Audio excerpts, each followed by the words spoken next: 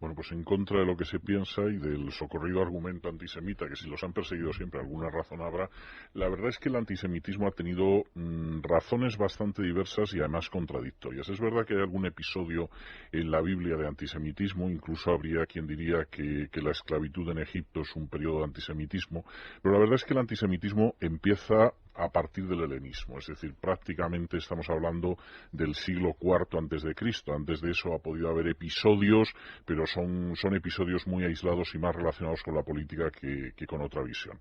En el paganismo los judíos tienen muy mala prensa y eso se ve desde Manetón a los romanos, pasando por autores griegos, curiosamente por cosas que a nosotros hoy en día no nos provocarían ninguna mala sensación, a nadie, que son fundamentalmente tres. Primero, que eran ateos, es decir, no creían nada más que en un dios y por lo tanto negaban la existencia de de todos los los otros demás. dioses. Esa es la acusación de ateísmo que luego se repitió contra los cristianos. Segundo, porque además encima tenían un dios que no se representaba, es decir, los judíos no rendían culto a las imágenes. Y tercero, porque había un día de la semana en que no trabajaban, lo cual les dio una fama de vagos, curiosamente, en la antigüedad, que aparecen los autores. Es decir, pero qué gente es esta que se permite un día a la semana no dar absolutamente un palo al agua. Y eso aparece lo mismo en Cicerón, que aparece en Juvenal, etcétera. En algún caso, además, hay alguna referencia a la circuncisión. Es decir, por si fueran ya poco raros y tienen solo un dios y Encima, además no se representan, encima se circuncidan, que es una cosa bárbara, ¿no? Que hacían solamente los egipcios. Yo diría que ahí se produce una situación de antisemitismo fundamentalmente cultural, que hace que en términos generales, salvo si había muchos judíos y competían muy bien con la gente de la tierra, por ejemplo en Alejandría, no pasaba de ser un antisemitismo cultural. Es decir, de la misma manera que se hablaba mal de los judíos, pues se hablaba mal de los sirios en Roma o de los griegos que iban más allá de ser maestros de filosofía, etcétera. Es decir, la idea de que son gente diferente, parece que más raros que otros, y los estallidos de antisemitismo se dan, pero son muy limitados. Posiblemente la visión de los judíos empeora mucho con la guerra contra Roma, que empezó en el año 66 y que acabó con la destrucción del templo, porque ahí era ya un pueblo sublevado contra Roma que obligó a enviar a las legiones, pero en términos generales el paganismo es por razones de tipo cultural. Hay un cambio en esa visión, que además ya los argumentos contra los judíos son distintos, a partir de la Edad Media, con lo que sería el antisemitismo católico, que es por razones fundamentalmente religiosas.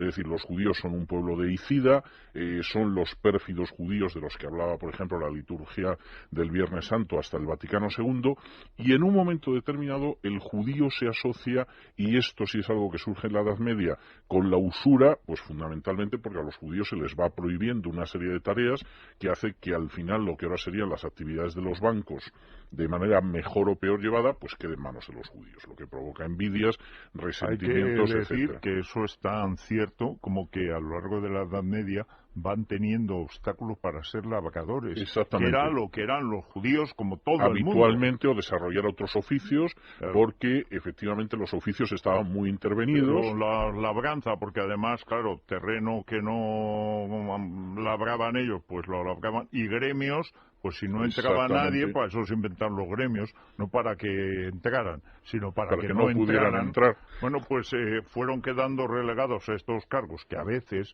por ejemplo, recaudar impuestos eran necesarios, pero Sí. estaban muy mal vistos. Y Claro. luego, por otro lado, con una circunstancia que hubo reyes, y eso se ve en la historia de España, que intentaron evitar que los judíos se ocuparan de esto, pero es que los judíos eran los más eficaces y desde luego los menos corruptos. Es decir, hay una serie de episodios, sobre todo en la Baja Edad Media, en que en determinados momentos, por presiones populares y presiones eclesiales, se decide que las cuentas del reino, la recaudación, etcétera, las lleven nobles o las lleven órdenes religiosas. A los pocos años el rey volvía a entregarlo a los judíos porque eran más eficaces y todo el mundo piensa que, desde luego, bastante más honrados.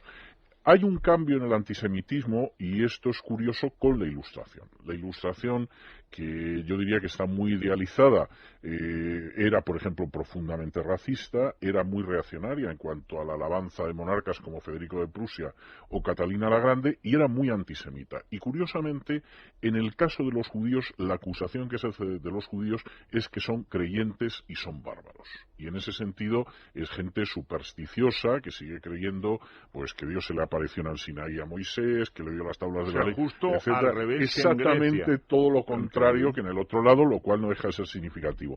Y en el siglo XIX va a surgir un antisemitismo de corte marxista que aparece en la cuestión judía de Marx, que obviamente, junto con el elemento religioso que Marx haría extensivo a cualquier otra creencia religiosa, une el hecho de que piensa que los judíos están enormemente embriagados con la idea de ganar dinero, cosa que al parecer solo pasaba con los judíos en la época de Marx. Y eso hace que el texto de la cuestión judía, escrito por Marx, que es hijo de un judío converso, pues realmente sea uno de los textos más antisemitas de todo el siglo XIX, y eso explica toda una corriente en la izquierda de antisemitismo que llega hasta el día de hoy. Hay una novela que yo he recomendado alguna vez, pero que vuelvo a recomendar, creo que está en debate, de Zola, que se llama El dinero, Sí. que cuenta precisamente cómo, valiéndose del antisemitismo imperante en general, la Francia, que era Francia católica, pero también la Francia de izquierdas, después de la Revolución, montan un banco absolutamente católico, unos golfos, en lo que en realidad es una pirámide típica, y claro, toda la argumentación, el discurso popular que hay sobre los judíos, claro, es exactamente el que puede tener ahora cualquier progre, no sé, Leire Pagin en Washington hablando de Israel. O sea, son argumentos absurdos, porque por un lado es gente avariciosa, pero al mismo tiempo dilapida el dinero. Es calculadora, pero suicida. Respeta todo, pero todo lo vulnera. Es un discurso totalmente esquizofrénico, como el del propio Marx, que el primer judío es él. Sí, yo además tengo que decir, haciendo un brevísimo paréntesis, que a mí Zola me sorprende, porque hay obras suyas que yo creo que han envejecido mucho por la carga de demagogia que tienen, y hay otras que son de una actualidad que parece que las acaban de escribir ahora. Es algo, y El dinero es una de esas novelas que las lees ahora y dices, bueno, parece que acaba de salir de Pero ayer, y qué trabajo además de investigación en la bolsa, etcétera. Sí, es sensacional. Y hay un último jalón del antisemitismo que es especialmente perverso y que era el que no proporcionaba ninguna salida a los judíos, que es el nacionalsocialismo alemán, que es el antisemitismo científico, por decirlo de alguna manera. Porque claro, al unir la condición de judío no a las creencias, sino a una supuesta raza judía, que teniendo en cuenta que hay judíos chinos y negros, etcétera, es como mínimo cuestionable. Bueno, y de hecho los perfiles judíos tienes a Simon y Garfunkel, es decir, el pequeño moreno, típicamente mediterráneo, y también el báltico, el polaco, rubio, etcétera. Totalmente, y ahí sí que no hay ninguna salida para el judío, y esto es curioso porque Hitler lo cuenta, es decir, él dice, nuestro antisemitismo es un antisemitismo que no va a permitir al judío escaparse con unas gotas de agua bendita. Y es curioso que apenas unos años después, y seguramente sin haber leído a Hitler, José Antonio dice, nuestra visión no es como la del nacionalsocialismo alemán, porque el judío siempre tiene la salida a la conversión.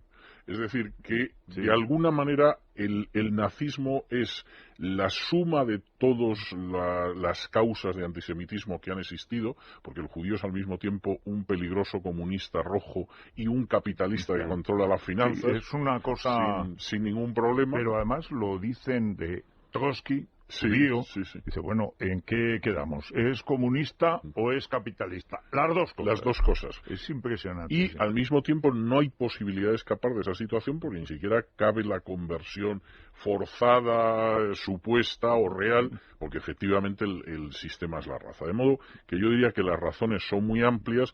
Hay quien lo ha resumido al final diciendo que en el fondo lo que hay es un sentimiento de envidia, pero yo creo que la cosa es mucho más elaborada que eso y en fin, en cualquiera de los casos los resultados han sido terribles. Bueno, Vamos y con otra... la siguiente hay una pregunta. serie de preguntas aquí.